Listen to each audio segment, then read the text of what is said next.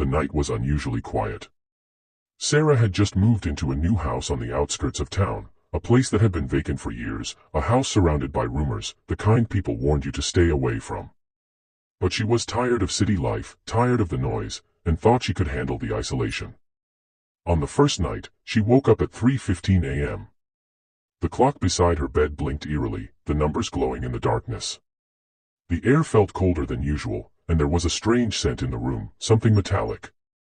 She dismissed it, figuring it was just the house settling. But then, she heard it. The faint sound of footsteps above her, slow and deliberate. She froze, her heart pounding in her chest. The house was empty. She was alone.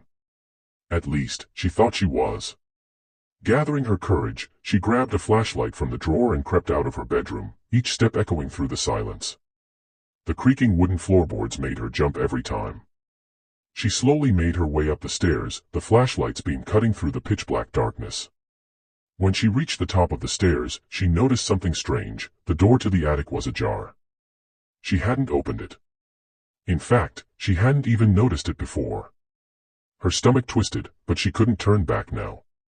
The footsteps were louder now, and they were coming from inside. She pushed the door open, her heart hammering in her chest.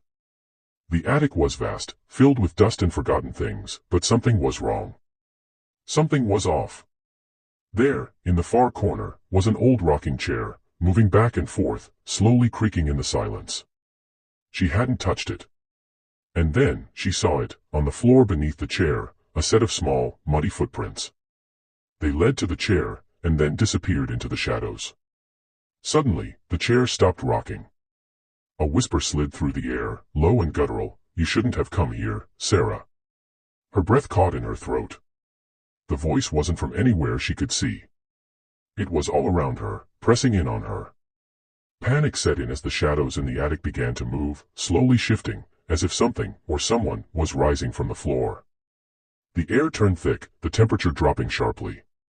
She spun around, trying to find the door, but the room was warping, stretching, and in the corner of her eye, she saw something slithering across the ceiling. Something, alive. Without thinking, she bolted for the stairs, but the moment her foot hit the first step, the ground beneath her seemed to give way. She felt an icy hand wrap around her ankle, pulling her back, dragging her toward the darkness. She screamed, but the air was too thick to allow sound.